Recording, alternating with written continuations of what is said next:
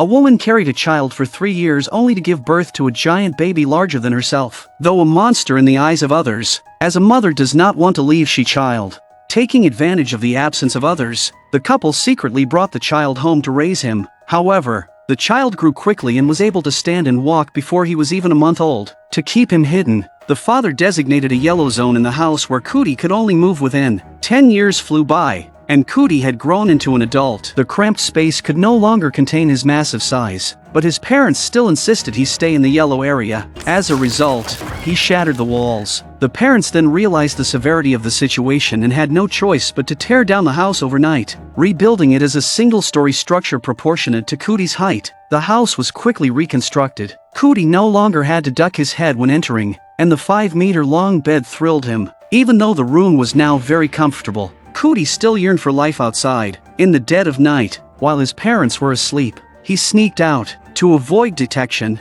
he covered himself in leaves. Seeing a group of people on the grass, he was filled with envy. But the next second, Felix staggered towards him, apparently heading to the bathroom. Cootie backed away in fear, and Felix, startled, thought he was hallucinating from drinking too much. Felix moved forward to continue, causing Cootie to step back again, half sobered by the shock. Felix moved closer to investigate. Seeing the situation worsen, Cootie quickly turned and ran. Felix screamed in fright, but his companions thought he was spouting nonsense. Cootie thought the incident would pass, but the next day, those people actually found him. Hey!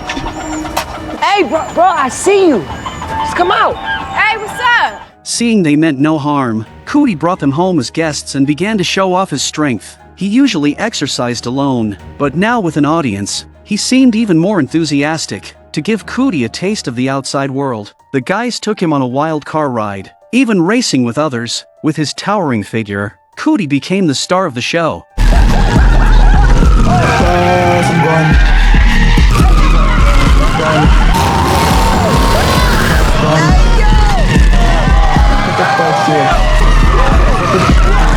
After the party, they brought Cootie in for a burger. A beautiful cashier caught his eye, and she seemed to fall for him at first sight, even showing him the design on her t-shirt. The two quickly fell in love, but the significant height difference soon caused them trouble in daily life. The 5-meter-tall giant was dating a 1-6-meter-tall girl. Every time he returned home, Flora had to sprint 100 meters just to jump into his arms, and she was startled the first time she saw Cootie's pants. At their first meeting, Cootie was attracted by the fair and beautiful Flora and stared at her for a long time, unable to snap out of it. Although he didn't like burgers, eating them until he felt sick, he kept going to the burger joint to see Flora. Flora seemed to notice his intentions, drawing a heart on the receipt each time in response. However, with no job, Cootie's spending money quickly ran out. He went to his parents for help, but they were still angry about his sneaking out, making it unlikely they would give him more money. To earn money for burgers, Cootie took a modeling job.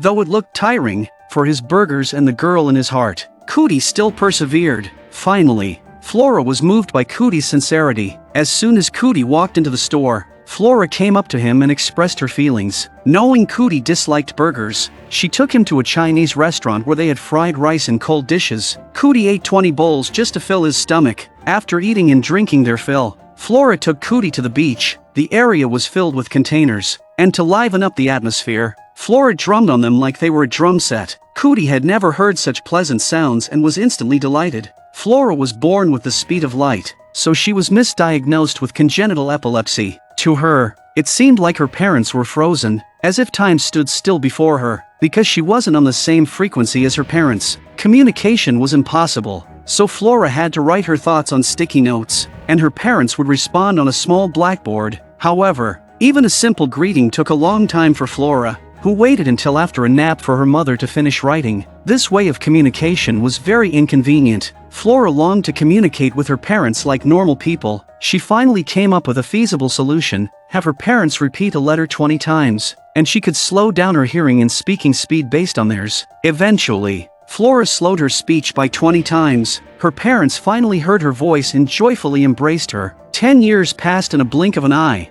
and Flora had grown into an adult. In her view, it wasn't that she was too fast, but that everyone around her was too slow. So at work, No one could see what she was doing. She could easily complete tasks that would normally require 5 people. Even if the cash register had a long line, she could finish in just 5 seconds. Seeing her outstanding performance, her boss happily doubled her salary. Cootie was also deeply attracted by her speed, and these two special individuals quickly came together. On Valentine's Day night, the two had their second date. Cootie sprayed himself full of cologne, and perhaps because of his large size, he used up half of his father's bottle of cologne. While he and Flora were immersed in their joyful bliss, a sudden text from a friend interrupted them. It turned out that Scat was refused treatment at the hospital due to an injury and eventually died from an infected wound. Their friends were protesting the hospital's inhumane behavior. Jones believed Scat's death was no accident. The hospital refused to treat the poor to make money, which led to the worsening of Scat's wound. He argued that the hospital should be held accountable.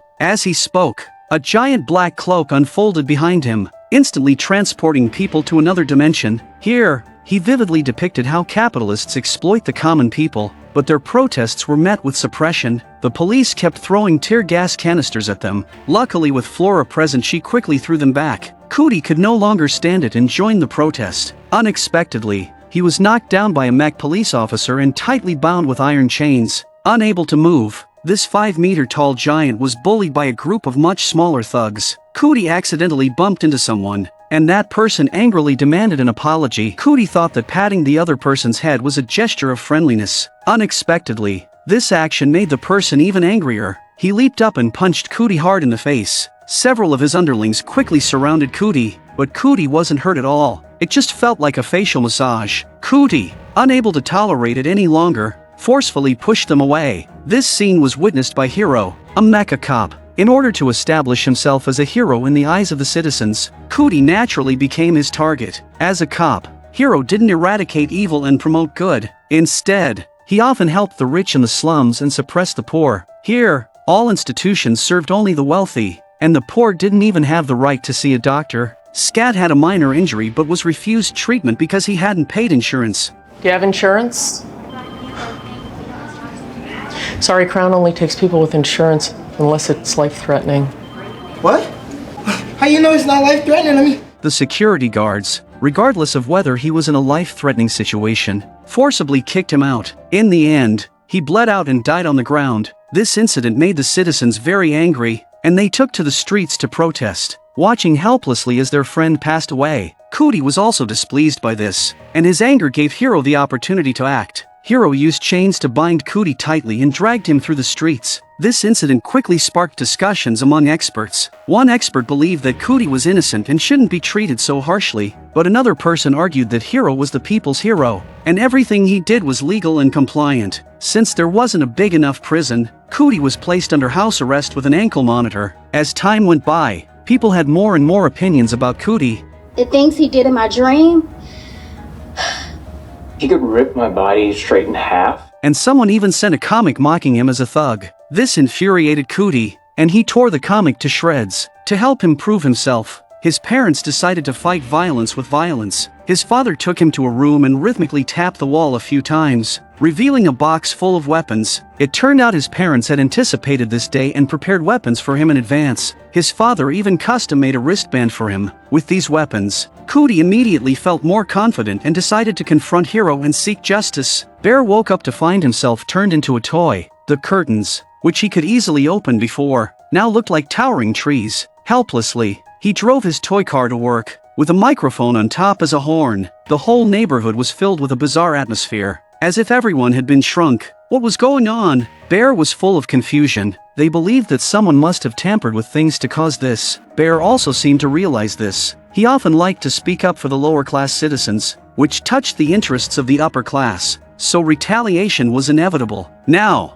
only by uniting could they defeat their opponent. They quickly found Cootie and Flora, and Cootie also wanted to seek justice from these people. They decided to use their talents and teach the power plant, which often arbitrarily cut off their electricity, a lesson. But Bear said they needed to form a band first. Cootie wondered how Bear could think about forming a band at a time like this. Unexpectedly, Flora agreed, which made Cootie instantly jealous. After discussing their plan, they went to the power plant to sabotage the power facilities.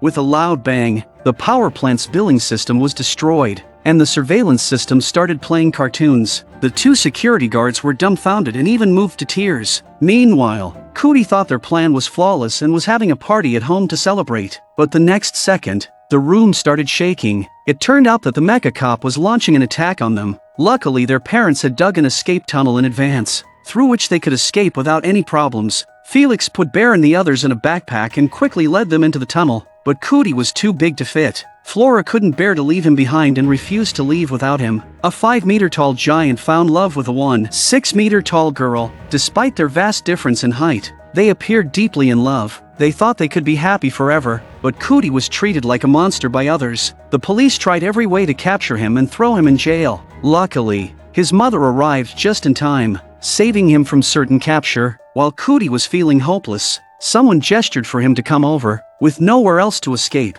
Cootie ran towards him without hesitation. As soon as he entered, the person quickly locked the door, trapping Cootie in a metal cage. He believed Cootie was the son of a demon and wanted to use his eyes to save humanity. A group of people then swarmed over Cootie. At the critical moment, Cootie suddenly unleashed a primal force within him, scaring the crowd into a frantic retreat. He thought he was safe, but as soon as he stepped outside, an arrow nearly pierced his heart. Hero attempted a sneak attack but was grabbed by Cootie and slammed to the ground. Filled with rage, Cootie couldn't understand why he was treated this way just because of his size. Knowing he wasn't a match for Cootie, Hero began to beg for mercy, even promising to cooperate with Cootie in the future. Cootie believed him and began to let his guard down. Unaware it was a ruse, a drone secretly flew behind him, wrapped a rope around his neck, and pulled him to the ground. Then, using a 2-meter-thick chain, they bound him tightly. Hero immediately summoned a mace and brutally beat Cootie until he could no longer resist. Just as Hero was about to drag Cootie back to jail, Jones suddenly appeared, his cloak unfurling to whisk Hero into another world. Here, Jones showed him the true nature of capitalist exploitation, revealing that Hero was merely a tool used by them. Ultimately, Hero would end up in a cage prepared by the capitalists for him. Hero seemed to have an epiphany. He had always wanted to be a hero in people's hearts, only to realize he had become a pawn of the capitalists. With this realization, his inner world began to collapse. The drone took him wobbling away. When a person loses their faith, they become nothing more than a soulless shell.